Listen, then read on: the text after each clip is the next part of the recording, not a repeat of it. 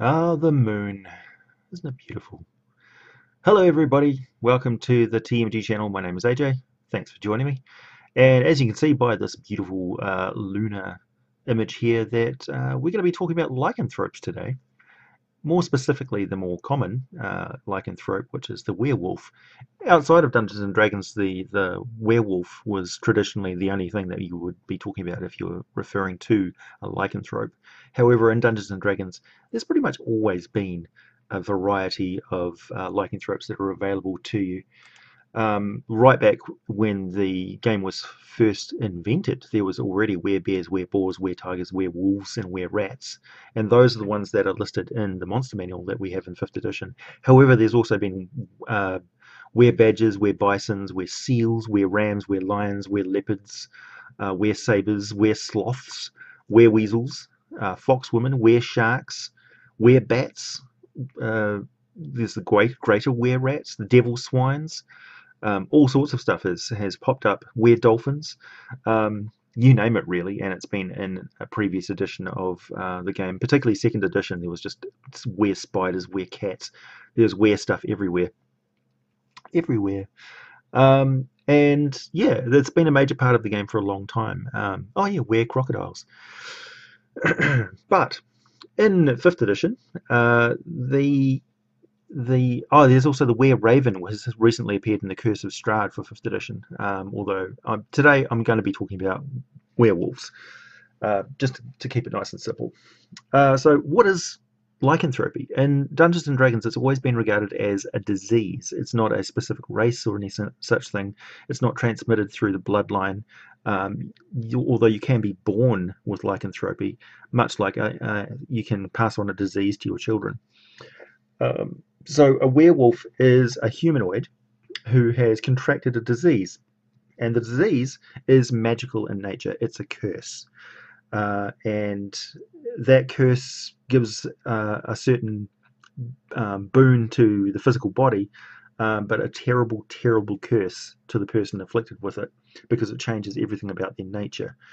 Um, anyway, so it's tied in with the moon, and a person who is afflicted with lycanthropy, the werewolfism, they have a savagery inside them that is born of this disease, which transforms their entire body against their will when a full moon appears in the sky.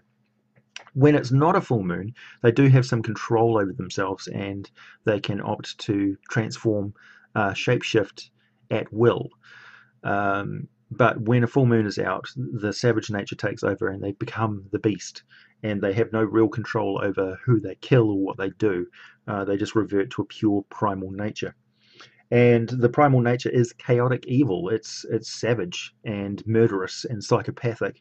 Far more dangerous, really, than even a wolf would be, because it will kill even other wolves and it will kill other werewolves. So it depends on the person, but if they've contracted werewolfism, lycanthropy, and they are of a good intentions, and they want to safeguard their friends and families, they will seek out a cure, realize very quickly that a cure is not immediately available, and get as far out into the wilderness as they possibly can, so that when the savagery is too great to resist and the full moon shines upon them, they turn into the beast and hunt only animals out in the forest, and they will kill and eat live prey. Even in their normal humanoid form, they start to take on traits of the beast as well. Not so much physical traits, although there will be a bit of shagginess, and their temperament changes. They become more fiery, moody, savage, more dominant and domineering. They seek to be the alpha of any group that they're in, and react very quickly to anybody who undermines their authority. And when they become a beast, that's accentuated to savage levels. And even if they're transformed fully into a wolf, and it's hard to tell the difference between a werewolf and a regular wolf, there'll be a reddish glow to the eyes, perhaps. They'll look more intelligent. Their behavior will be slightly off. They won't be intimidated by fire and things like that. And they'll take on any foe. And when they're in a pack, they will immediately seek to be dominant, and any wolf that gets in their way will not be beaten into submission. They'll be killed and ripped apart, and all the other wolves will very quickly realize that they're not in Kansas anymore. So the evil werewolf, on the other hand, the evil humanoid, one who's selfish and wants the trappings of civilization, will stay and try and probably contain themselves somewhat so that they don't get caught. They'll lock themselves in a crypt, manacle themselves to a wall, but even so, the beast doesn't remain quiet and tries to get out and kill anything and everyone. And it's intelligent. So in their normal humanoid form, they have an armor class of 11, and their stats pretty much stay consistent all throughout. Their strength stays at 15, and they keep their intelligence as well, and any languages and things that they knew in regular life. So it is possible to get transformed into a werewolf as a player character, and I'll talk about that in a minute. So they've got an armor class of 11 in humanoid form. When they're transformed into a wolf or hybrid, which is a cross between a wolf and a humanoid, they have a natural armor class of 12. However, that sort of belies the fact that they have a massive amount of damage immunity, and only specific things can hurt and kill them and destroy them. They have hit points of 58, and their speed in humanoid or hybrid form is 30 feet, but if they change into a full wolf form, they can lope along at 40 feet per round. They have a dexterity of 13, constitution 14, intelligence and charisma of 10, and their wisdom is 11. So they're intelligent and cunning. They've got +4 to their perception and +3 to their stealth. Since they have supernaturally keen hearing and smell, they get advantage on all perception checks involving hearing or smell. And they have the keen sense of smell of a dog. Even in humanoid form, they retain these keen senses. They are shapeshifters and can polymorph into their humanoid or hybrid or wolf form pretty much at will, and any equipment they carry stays. It's not magically transformed into them like a spell polymorph. It's a physical polymorphing, a physical shape changing, and I like to portray it as quite horrific and painful, much like you see in many movies. It's a painful transforming process where their body is mutated, warped, stretched, ripped, and the bones and things are growing underneath the flesh at an alarming rate, and it's quite agonizing for the humanoid afflicted with it. It's a curse. It's a disease. And the key thing with the werewolves in 5th edition and D&D is they don't have, it's not so much a supernatural curse where they rise from the dead, and they're impossible to kill, or like a curse that remains with them in the grave and they keep coming back as a werewolf. However, you can portray that in the game so that physical damage will actually kill their humanoid self, but unless you kill them with a magical blessed silver weapon, it doesn't kill the disease, and it even raises up their corpse from the ground to come back as just the savage beast. So it's only a hybrid or a wolf form. I would say just purely a hybrid animal, not even a full wolf or a full humanoid. It's just the monster. And that thing it has no checks or balances on its savagery, and it just kills any living thing that it comes across until it's put down properly. So that's an option that I like to play around with. Also, the bite of the werewolf is the only thing that will transfer the disease to somebody else. So it's a +4 to hit, does 6 points of piercing damage, and only if the target is humanoid must they succeed on a DC 12 Constitution saving throw or be inflicted with the curse of lycanthropy. You can also opt that it isn't necessarily a werewolf that they get transformed into. You could even roll on a random table and they could transform into a were-tiger or were-bear or whatever. Or if it's more appropriate for the game, you could say it's based more on the character's personality, particularly if they're turning a player character into a were creature. I would hope that you have consulted with them beforehand whether this is okay, because quite a few players won't like that sort of loss of control during a full moon thing. However, the transformation is not very severe, and it just basically boosts their strength up to 15 as a base, or if it's already 15 or higher, it just stays that way. And they get a +1 natural armor class when they're transformed into a hybrid or an animal form.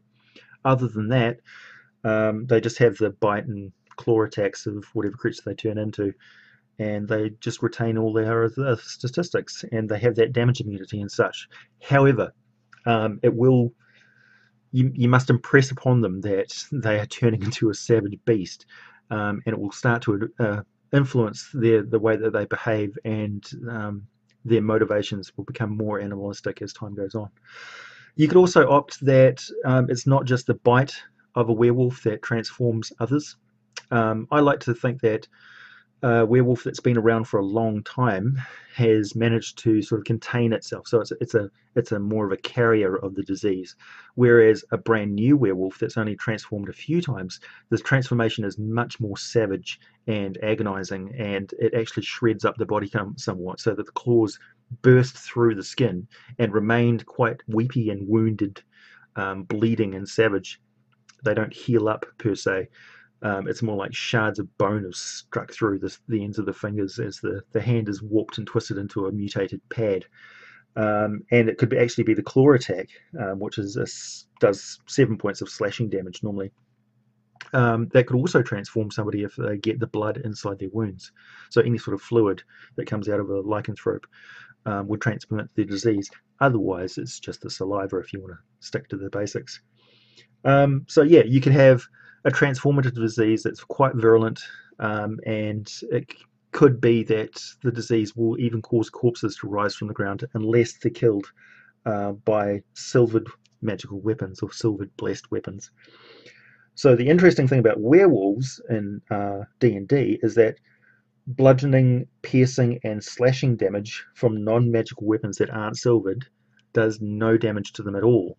However, you don't have to portray it as it just bounces off them. You could say it is actually sinking in and ripping up their flesh, severing their arteries, chopping limbs off and that sort of thing, but their body just automatically mutates and regenerates so fast that it's shocking. It's supernatural in nature.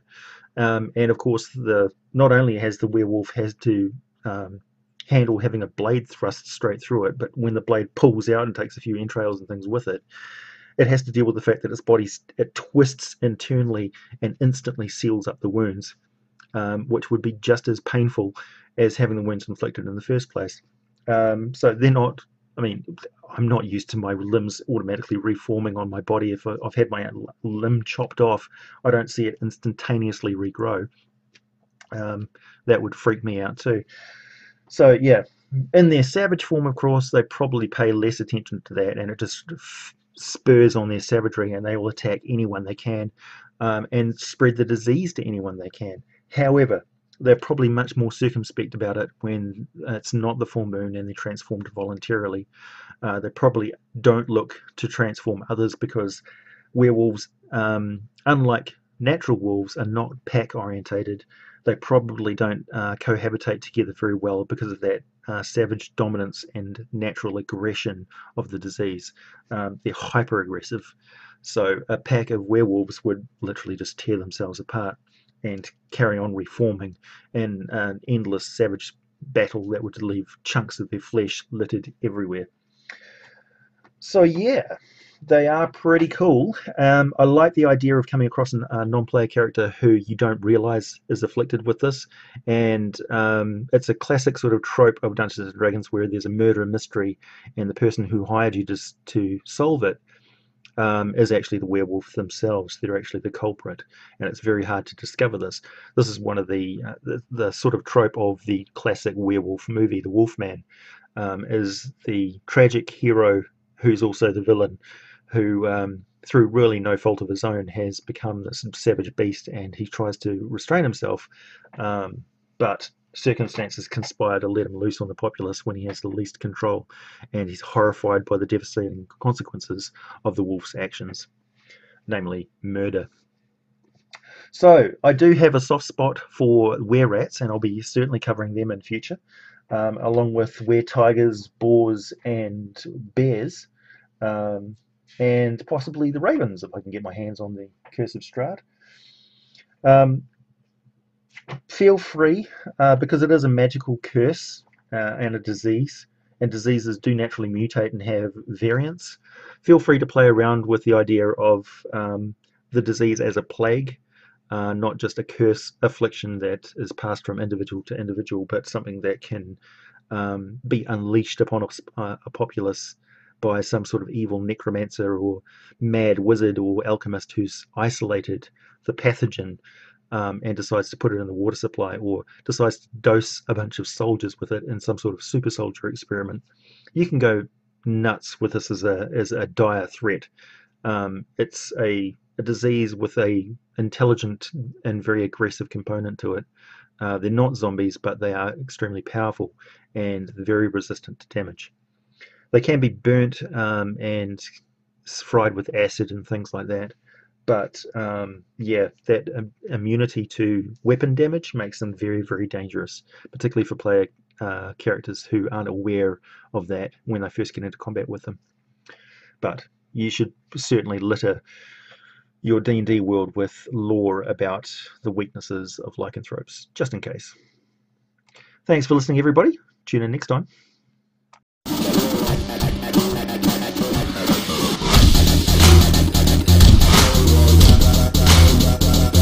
Blue moon, you saw me standing alone, without a dream in my heart, without a love of my own.